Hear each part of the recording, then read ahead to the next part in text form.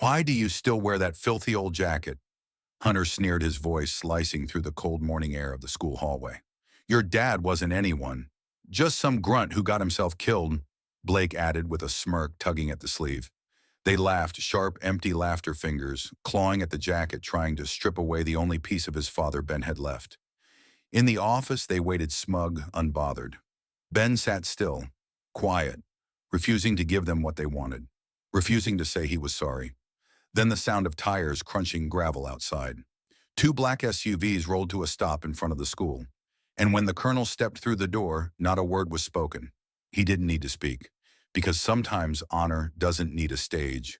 It just needs someone brave enough to carry it. 15-year-old Ben Carter didn't have much, but every morning before school, he made sure to wear the one thing that mattered most, his father's old Vietnam-era jacket. It was faded olive green, 2 sizes too big, and heavy with stitched-in memories. The left pocket was torn slightly at the seam. The collar still smelled faintly of pipe tobacco and pine. It had once wrapped around the broad shoulders of Staff Sergeant Harold Carter, a man Ben could barely remember but whose presence hung like a quiet ghost in every room of their home. Harold had been killed in action when Ben was just 3. There were no medals sent home, no grand speeches, just a folded flag, a black and white photo in a cheap frame, and that jacket. Ben's mother had moved away after unable to bear the weight of it all.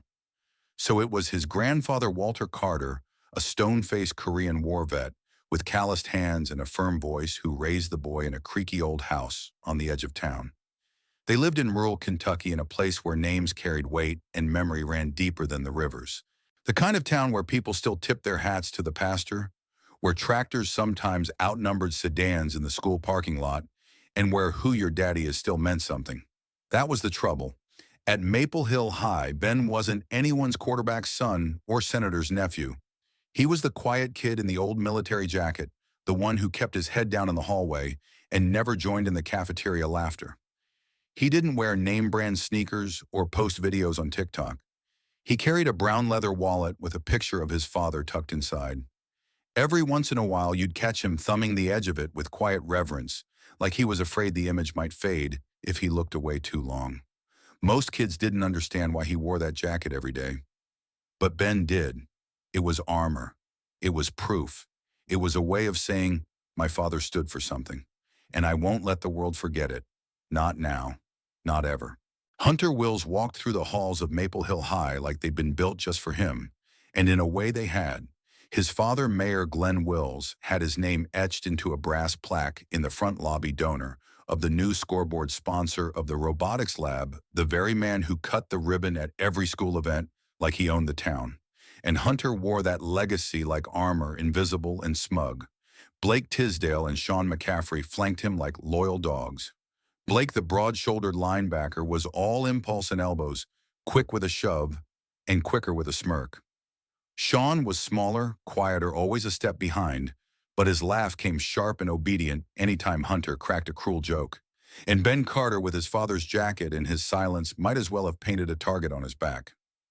"Hey, Army Surplus," Hunter called one Thursday afternoon in the cafeteria. The noise of lunch clattered around them, trays slamming, forks scraping, but somehow his voice cut right through. "You lose a bet, or is that just the only coat you own?" Ben didn't answer. He never did. He just sat at the far end of the table, near the vending machine, head down, one hand resting lightly on the shoulder seam of the jacket, where the patch had long since frayed. Blake leaned in, tray in hand. Bet his old man was just a nobody. Probably cleaned latrines or something. Sean snorted. Got himself killed before anyone even knew his name. Ben's jaw tightened. He said nothing, and that's what made them furious. Hunter reached out, casual as you please, and tugged at the sleeve. "Let's see what's under that rag, hero boy." Ben pulled back. Blake reached from the other side, grabbing the collar. For a moment, the jacket stretched between them like some battlefield flag, and Ben's eyes flashed with something fierce and unspoken. Across the room, Mrs. Nancy Powell paused mid-step. She had once stitched battlefield wounds with trembling hands under the red haze of a field tent in Kandahar. Now she monitored high schoolers in hair gel and headphones. She saw the scuffle, saw Ben being pulled in 2 directions, like a rope in a tug of war. And for the briefest second, her instincts screamed to act. But she didn't. Maybe it was the familiarity of the violence, the kind that starts quiet under fluorescent lights and builds in steady drips. Maybe it was because she'd seen too many kids like Ben stand alone, and part of her believed he might still have the strength to walk out of it, standing. Ben yanked the jacket free with a low grunt and turned away a shoulder's rigid tray untouched. Hunter laughed. Blake clapped him on the back like they'd scored a touchdown. Sean's grin lingered, but there was something uncertain behind it. And Mrs. Powell. She watched from behind the teacher's lounge glass. She whispered to herself, that boy's carrying more than any of them will ever understand. And the worst part was, they weren't finished yet. To most kids at Maple Hill High, it was just a jacket. Old, faded out of place, something that belonged in a thrift store bin or a box in the attic not worn every day like a badge. But to Ben Carter, it was sacred. A second skin, a shield. The jacket had once wrapped around his father's shoulders through monsoons and mortar fire, across jungle trails and silent nights in a combat zone halfway across the world. There were no flashy medals sewn onto it, no ribbons or rank patches still intact.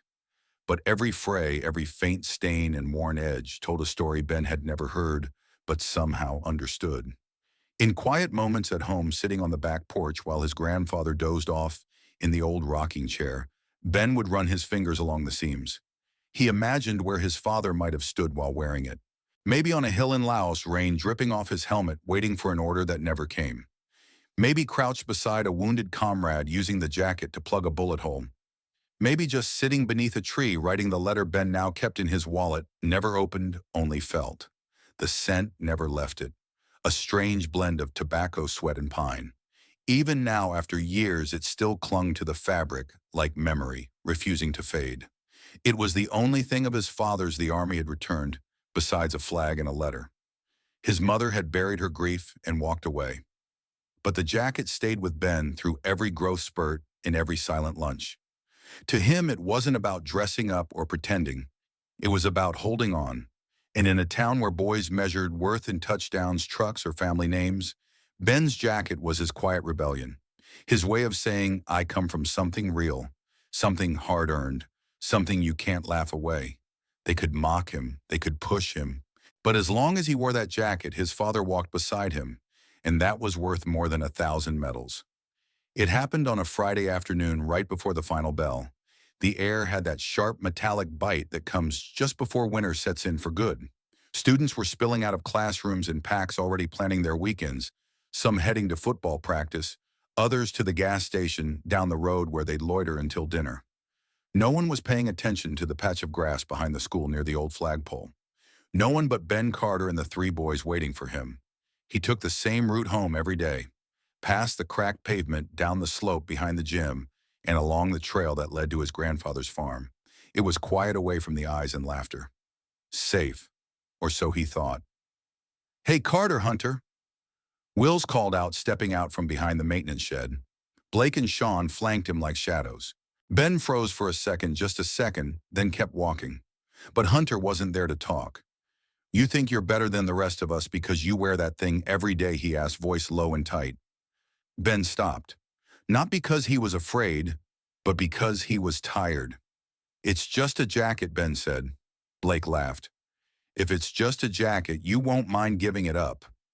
Ben's eyes dropped to the patch on the left arm, the one with the faded division insignia. He gripped the fabric tight. Hunter stepped closer. Your dad wasn't a hero, Ben. He was a nobody. You hear me?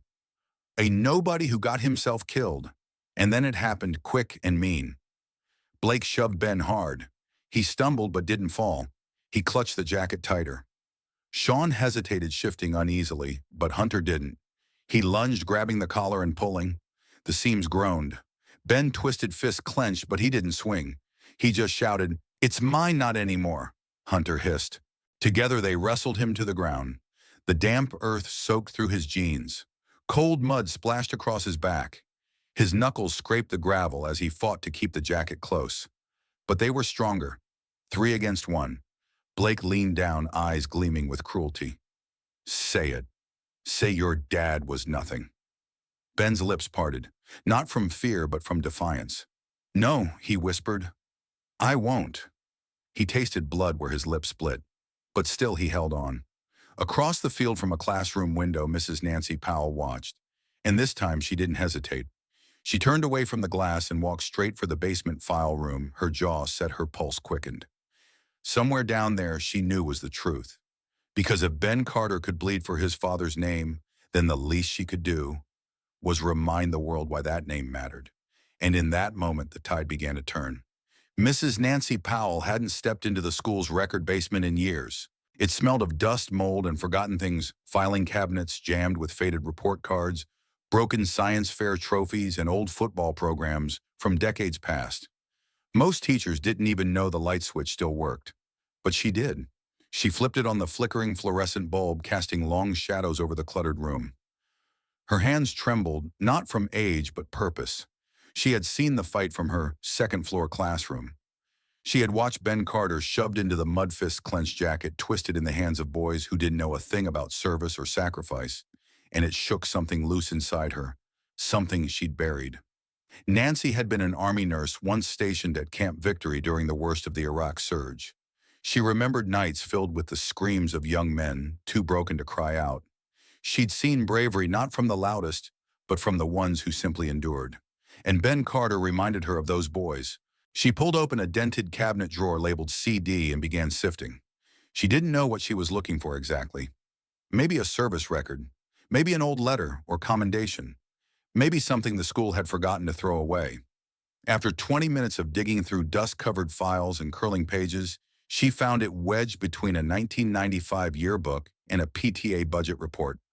A single manila folder. Carter Herald Staff Sergeant She opened it carefully like it might crumble in her hands. Inside was a typed summary stamped confidential and partially redacted. But one sentence stood out. Commended for exceptional valor in an unauthorized rescue of 6 fellow servicemen during a covert operation outside Quang Tri Province, Vietnam. No formal medal issued due to classified status. Nancy exhaled, blinking back sudden tears. They had called him a nobody. They had said he didn't matter. But here in the yellowing corners of an ignored archive was the truth. Staff Sergeant Harold Carter had saved lives. And no one knew. She pulled out her phone with shaking fingers and scrolled to the contacts she hadn't dialed in years. Call George Adams Rhett. They'd served together briefly, different war, same code. He was now living outside Lexington, still sharp, still respected. If anyone could stand up for Ben, it was George.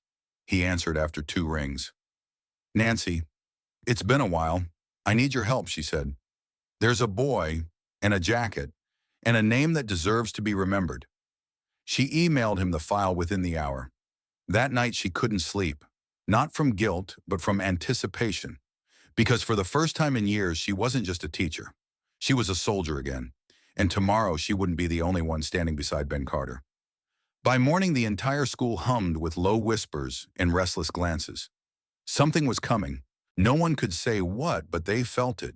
The air was heavier, more alert, like the way the sky changes right before a storm. Ben Carter walked through the front doors of Maple Hill High with his father's jacket zipped tight, its seams still damp from yesterday's mud. His backpack was worn, slung low, and his shoulders were squared in that way that said, I won't break. He didn't expect anyone to look his way, and most didn't. But a few students glanced up longer than usual. Their laughter stopped just a second too late. And Hunter Wills. He was already in the principal's office with Blake and Sean, looking far less sure of himself than usual. Principal Donnelly sat behind his desk, brow furrowed. The mayor's son had dragged this school into something messy. And while the Carters weren't a powerful family, rumors had begun to swirl. It was just after second period when the sound came low, steady, deliberate.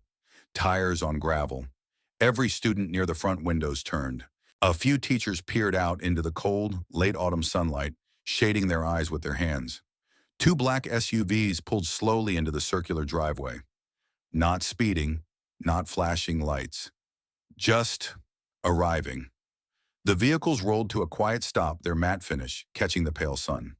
The front license plate read U.S. Army Retired, and on the windshield a small gold decal, 82nd Airborne Division. Doors opened. From the first SUV stepped a tall man in his late 60s, dressed in a full Army service uniform, crisp and proud. The ribbons on his chest glimmered against the dark wool. His posture was rigid but not stiff. He didn't have to demand respect. He carried it with him. Colonel George Adams had arrived. From the second SUV came a younger man in a Navy suit, former enlisted now staff for a veterans organization. He carried a small leather-bound folder. Students watched from behind glass as the two men walked unhurried toward the school's main entrance. The air inside turned still. By the time they reached the front doors, the front office had already fallen silent. Ben sat outside the principal's office alone, his fingers gently curled around the edge of his father's jacket. He looked up as the double doors opened. And for the first time that week, someone walked in for him. Not with apologies, not with excuses, but with authority, with honor, and a story that was finally ready to be told. Principal Donnelly stood up so fast he nearly knocked over his coffee mug. Hunter Wills and his friends sat in the office chairs, like they always had, with arrogance earned by the family names stitched onto street signs and marble plaques around town. But when Colonel George Adams stepped into the room, everything shifted. The air turned heavy, reverent. Colonel Adams didn't raise his voice. He didn't need to. His uniform spoke louder than any shout. The ribbons on his chest gleamed softly in the fluorescent light, each one earned, not given. He nodded once to Principal Donnelly, then turned to face the room. Ben Carter sat still, his father's jacket folded in his lap, eyes wide. For a moment he didn't breathe. Adams's eyes softened when they landed on him. "You must be Ben," he said. Ben nodded. The colonel turned to Donnelly. "I understand this young man was being pressured to apologize for wearing his father's service jacket." Donnelly cleared his throat. It's not quite that simple, Colonel. There was a disruption yesterday." Adams raised a hand, calm but firm. "Let me simplify it for you." He stepped forward, opening the leather folder the younger officer had handed him earlier. Inside was a yellowed letter carefully preserved. This, he said, holding it gently, was written by Staff Sergeant Harold Carter. "Your father. He wrote it during his final deployment in Vietnam, in case he didn't make it home." He turned and placed it into Ben's trembling hands. Ben unfolded it slowly, his eyes scanning the page. For a few seconds the room faded. He didn't speak. He didn't cry. But his shoulders straightened. His chin lifted, and something unspoken passed through him like an inheritance quietly accepted. Colonel Adams turned to the others in the room. "Harold Carter didn't die a nobody. He died pulling 6 men out of enemy fire on a mission this country never had the decency to put in a press release. He didn't get a medal. He didn't get a parade. He got silence. The kind his son has had to carry every day since." Hunter Wills shifted uncomfortably. Blake looked away. Sean's face was pale. "This jacket," Adams said, pointing to the one in Ben's lap, "isn't a costume. It's not a fashion statement. It's a legacy. And no student, no school has the right to take that from him." Donnelly opened his mouth, but Adams cut him off with quiet authority. "This boy will not apologize. Not today, not ever." He turned back to Ben, lowering his voice. "Your father would have been proud of you, and so am I." Ben looked up, tears finally slipping free, and nodded. Not because he needed to, but because he believed it. The silence in the principal's office lingered long after Colonel Adams finished speaking.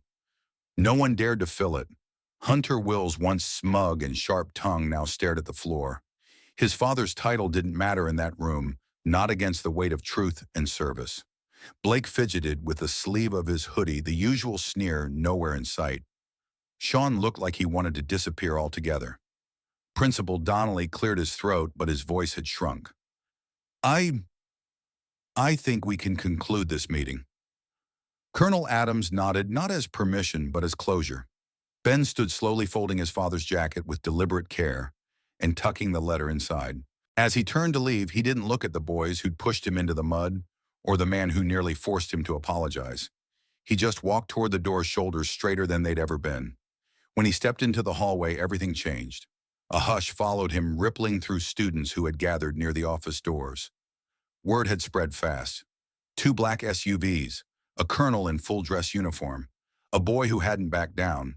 Some of them moved aside, clearing a path. Others stood still, unsure what to say. A few nodded, quiet gestures of respect, like they'd suddenly seen him for the first time. Ben didn't need them to say anything. He wasn't walking for them. He was walking for his father. Behind him, Colonel Adams and the younger officer walked in silent step. Like an honor guard, like they were escorting more than just a student, they were escorting a legacy. That afternoon, Mrs. Powell stood at her classroom window, watching as Ben crossed the courtyard. She saw the way he walked, the way the jacket flared slightly with each step, and she wiped a tear from her cheek, one she didn't bother hiding. Later that day, something unexpected happened. The football team left a folded note on Ben's desk in English class. No signature, just a single sentence: "We didn't know, but we know now." In the cafeteria, no one sat in his usual spot. They left the chair empty. That night in homes across town, the story traveled faster than gossip. A boy in a ragged jacket, a colonel with medals, a name, Harold Carter, that had once been forgotten and now spoken with pride. And in one quiet house at the edge of town, Ben sat on the back porch beside his grandfather. The jacket still hugged his shoulders. The letter now lived in a frame. Walter Carter lit his pipe, exhaled slowly, and placed a weathered hand on Ben's knee. "He'd have been proud, boy," he said. "You did right by his name." Ben didn't speak.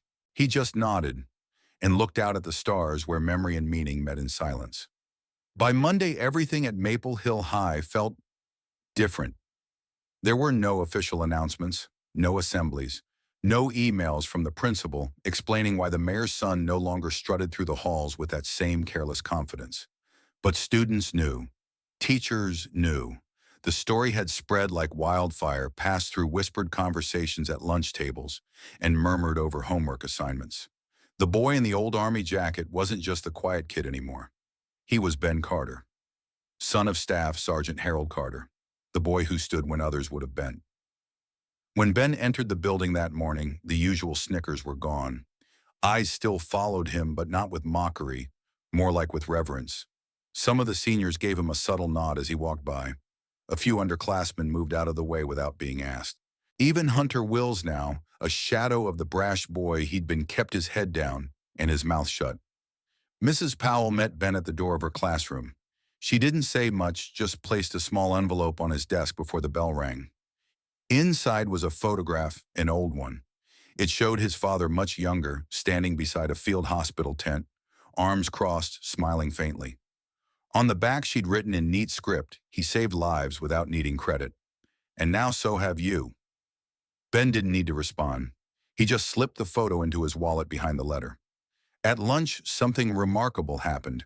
Sean, once a follower, walked over, tray in hand, and quietly asked if he could sit down. Ben hesitated for a moment, then gave a small nod. They ate in silence, but the gesture said enough. That week, Coach Ramirez invited Ben to lead the Pledge of Allegiance before the homecoming game. He said the school wanted to honor his father's service. Ben agreed on one condition: no speeches, no spotlight, just the flag and the jacket. When he stepped onto the field that Friday night, jacket zipped hand over heart, and the stadium fell silent. It wasn't just patriotism. People felt it was respect. Earned. Deserved. Ben Carter didn't need to raise his voice to be heard anymore. He just needed to walk tall. And now the world around him had finally begun to walk with him. 2 weeks later, on a cold November morning, Maple Hill High held a small Veterans Day, gathering beside the flagpole behind the school. There were no banners, no photographers, no speeches rehearsed in front of mirrors. Just folding chairs, a few dozen students, a brass trumpet for the national anthem, and a line of older men in faded dress blues who stood with quiet dignity, and Ben Carter wearing his father's jacket. Mrs. Powell had asked him to speak not as a performer, but as a son. He had spent the night before sitting on the back porch with his grandfather, letter in hand, jacket zipped tight. They didn't say much. They didn't need to. Sometimes silence between generations carries more than 1,000 words. That morning, Ben stepped up to the microphone, wind tugging gently at the flag overhead. His hands trembled a little, but his voice didn't. "My father never had a statue, never made the paper. He didn't come home with medals or honors. He came home in a box with a flag folded on top." He paused, letting the wind speak. "For years, I thought that meant his story didn't matter, that he just vanished, like he never left a mark. But I was wrong." He looked out at the crowd, at his classmates, at the veterans with weathered hands and proud eyes. "This jacket isn't just cloth. It's not decoration. It's proof that someone stood for something, that someone gave everything for a country that doesn't always remember its quiet heroes. His voice softened but never wavered. Honor isn't loud. It doesn't need applause. Sometimes honor is just a boy, refusing to take off his father's jacket, even when the world tells him to. He stepped back. No fanfare, no chest beating, just truth. The applause came slow but steady, first from the veterans, then from the students, and finally from the teachers, who'd watched the boy grow into someone they hadn't quite seen before. Later that day, Ben walked the halls without fear. The jacket no longer made him a target. It made him a symbol, not of grief, but of grit and grace. Mrs. Powell watched from her classroom door, eyes wet, heart full. She had once patched soldiers back together on battlefields halfway across the world. Now in a different kind of war, one fought with words and shame, she'd watched a boy do the same. In today's world where recognition often comes in the form of followers awards or noise stories, like Ben Carter's remind us that true honor is still quiet. It doesn't demand attention, it earns it one quiet act at a time. Sometimes the greatest courage is simply holding on to what matters even when no one else sees it. Ben never asked for validation. He never sought revenge or applause.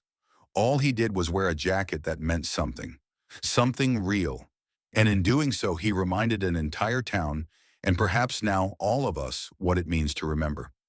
In a time where we often forget our past or rush to judge someone by appearance, this story is a call to pause. To ask ourselves, what legacies are we protecting? What stories are we preserving, not in museums, but in our hearts? Maybe you have something that connects you to someone who came before. A folded letter, a work shirt, a song they used to hum. Whatever it is, those quiet things often carry more weight than words ever could. So we'd love to hear from you. Do you have a memory like Ben's? Have you ever held on to something others didn't understand, but you did because of who it came from? Tell us in the comments below. Share your story, no matter how small it may seem. You never know who it might touch or what healing it may offer someone else. If this story moved you, please give it a thumbs up, subscribe to the channel, and consider sharing it with someone who values the quiet kind of courage. These are the stories we tell, not because they're loud, but because they're true. Thank you for spending this time with us. And remember, some legacies live in metals, but the most important ones live in the way we walk, the way we remember, and the way we choose to carry someone's name forward.